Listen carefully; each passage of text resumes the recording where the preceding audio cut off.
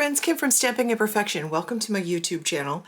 Today I wanted to play with some of the pattern paper that I got and a die set that I have not played with. I actually got these in January and here it is mid-February and I haven't played with them, so it's time to pull them out and create.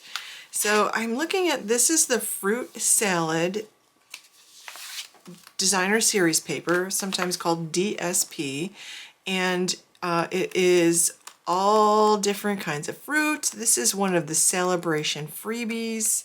You can see these are really fun papers. The colors are fun and the designs are fun, and you can imagine making some fun cards with them.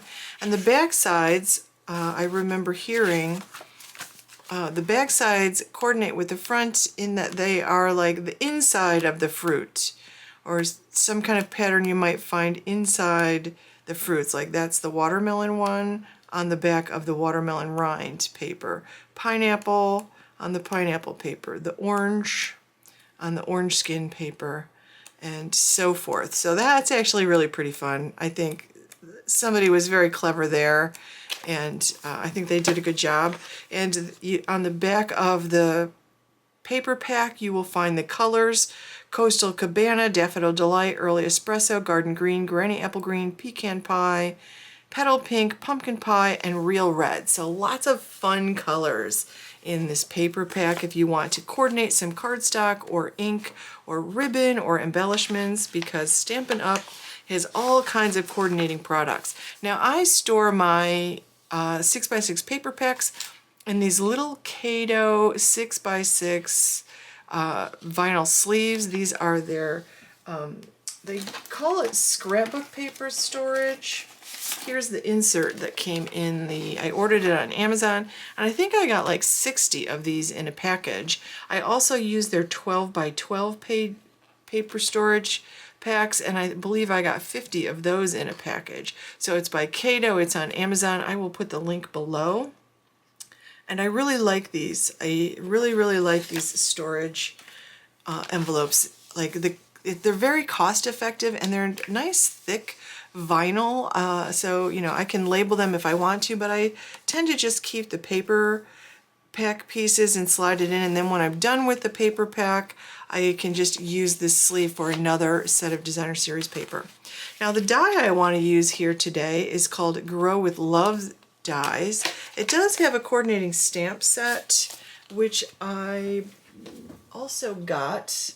I bought the bundle because you save 10% on the bundle. And how many times, if you're like me, have you purchased a stamp set or just a die set and not gotten the bundle and then regretted it later and ended up purchasing the other part and not getting that 10% discount for ordering the bundle pieces at the same time? There's actually a special code for the bundle so that you get the bundle price. So here it is. I added the magnet. The magnet doesn't come with it, but I always put magnets on because I don't want to lose my dies, and I speak from experience.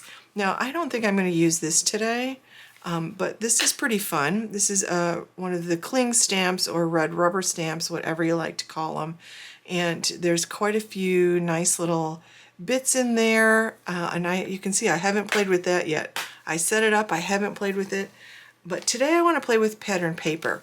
Mostly because I actually purchased too much pattern paper in January. Between the two free 6x6 sets and the one free 12x12 paper, and the new scrapbook workshop kits that came out, and then of course the new catalog, the spring occasions catalog came out with all of the beautiful new 12x12 DSPs. So I had to get a few of those, and I've been playing with paper a lot this month, just because I don't want it to build up on my shelf. So I pulled out one of each of these designs, and I'm going to cut out this one. This is an envelope die, and it's going to make a big thin envelope. So I'm going to go ahead and cut all these out, and then we'll construct them. In case you've never done any die cutting before, you need a die cut machine. I have this very old Sizzix fold away machine. I've had it for years upon years.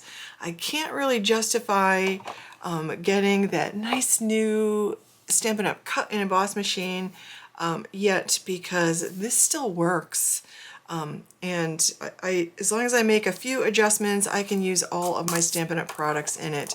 So I can't really, you know, I can't really splurge on a new machine yet. But you get these cutting dies. They are smooth metal on one side. They used to be called steel rule dies, because I believe they're made from steel. I'm not 100% sure if that's still true, but it does feel fairly sturdy. It doesn't feel like aluminum, for example. On the other side, you'll see, let me see, there we go. You'll see that on the other side it's got a raised edge all around it. That's the cutting edge. So when you're doing this, your machine will require you to make some kind of sandwich. Like I have a base plate, a thin die adapter, and then 2 cutting plates. So I'm using the base plate, the thin die adapter, the cutting plate, and I know this is called the sandwich. I know the sandwich I need to use because it tells me on the plates, like when I'm using a specific kind of product, what I'm using. And these are thin dies. Sometimes some companies call them thinlits. You know, they're called all different kinds of things, but I'm just going to call them dies. So I'm going to put this down on my paper, and sometimes it's helpful. Now when you put this down on your paper, the cutting side, that raised side goes down toward your paper. That's the part that's actually going to cut your paper. And it does help to put some low-tech tape. A lot of people use washi tape or post-it tape. I have this green stuff from Close to My Heart, and I bought a few rolls, so I'm going to be using it for a while. And then you just run it through your machine.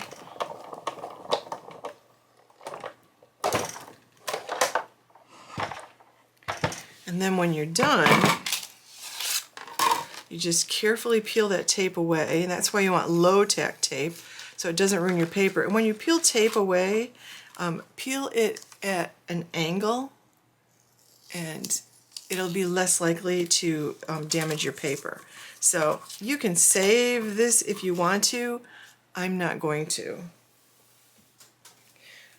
Just because I feel like my goal is to use some paper. So then you get this die cut. And this one happens to also do some scoring. You can see, I guess it's easier on this side, you can see the raised bits here on all 4 sides. So it's done some scoring while it also cut. Now I'm going to go ahead and cut the rest of these. I did end up changing my mind about the leftover piece of paper, and I went ahead and die cut one of these out of the corner of each one so that I could add a label to my little envelope. And here it is. How cute is this? It's such a cute little envelope, and I just have this tied on here, and you can slide things in. I think this would be really nice to add to like scrapbook layouts, for example. When you have like tickets or something you want to save, you could do this in paper that coordinated with your scrapbook kit, and I think that would be really fun. I love that we have double-sided paper, so the inside is just a sweet little design, and I think that fruit design is really fun. But I also think this would be a great thing to tuck a gift card into, to slide in a birthday gift, or even just, you know, put a little message on the front and to,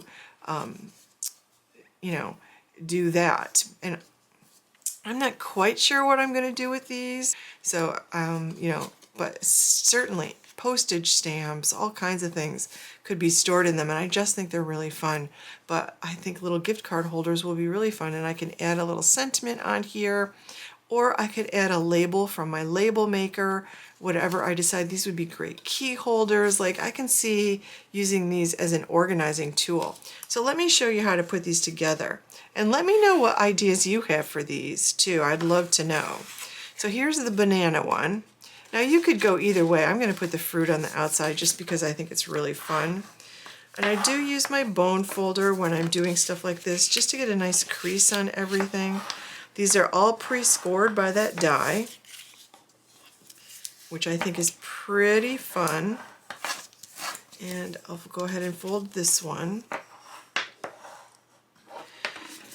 And then I'm going to put it together. So I'm just going to put a little bit of glue on the very edge of one of these, and that'll be the one that I fold on top, and then a little bit of glue on, oops, the outer edge of this.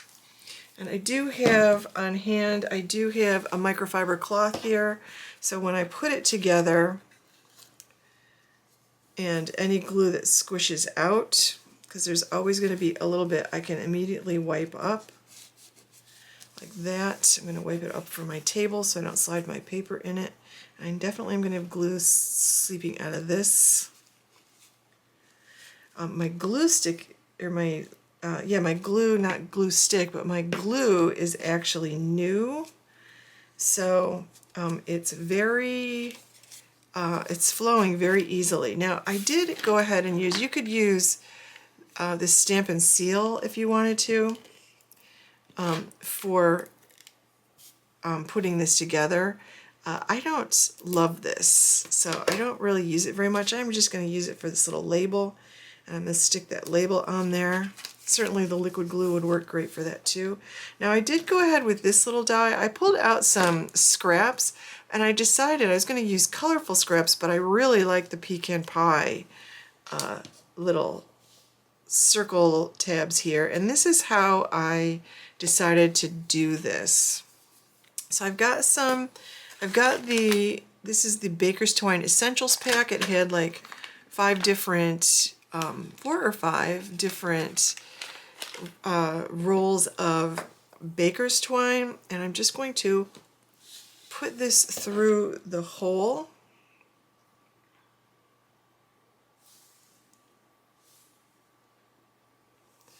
Just like that. And then I pulled out my glue dots and my take a pick tool, and I'm going to take one of the glue dots, and I'm just going to put it down on top of that twine that I just stuffed through, and then I'm going to fold the twine over the top of that glue dot and stick another glue dot on top of it. So it's kind of double glued on the back of this. And anything that's hanging off after I do this, I'll just trim down with my paper snips. So I'll put another glue dot here, like that.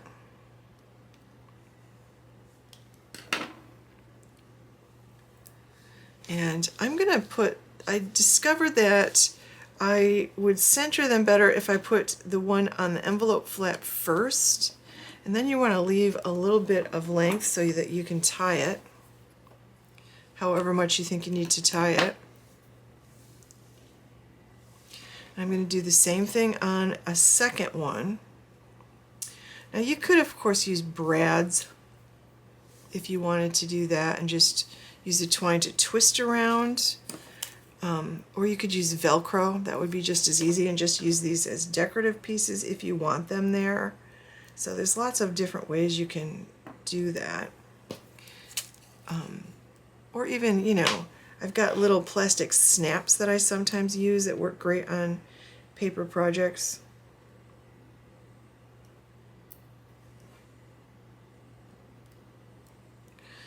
Okay, so that I have this, and I can close it and then just put it in place right below there.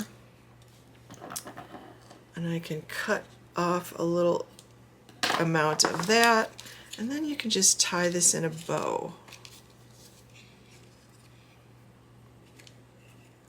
And again, if you wanted to like twist it around these, you could just use brads and a paper piercer. There we go. There we go. How fun is that?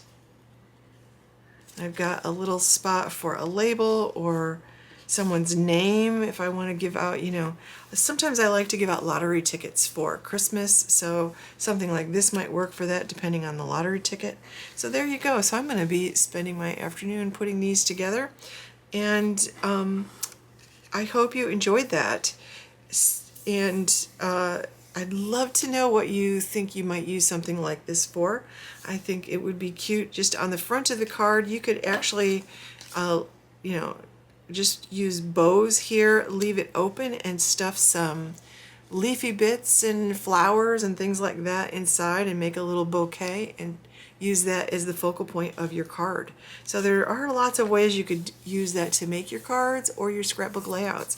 So thank you so much for watching, friends. I would love it if you give this video a thumbs up.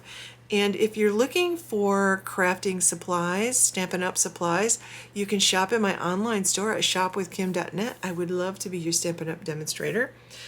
And I would love it if you aren't subscribed, if you click that subscribe button and click the bell to get notifications every time I upload a new video. So friends, thank you for watching. Have a wonderful day.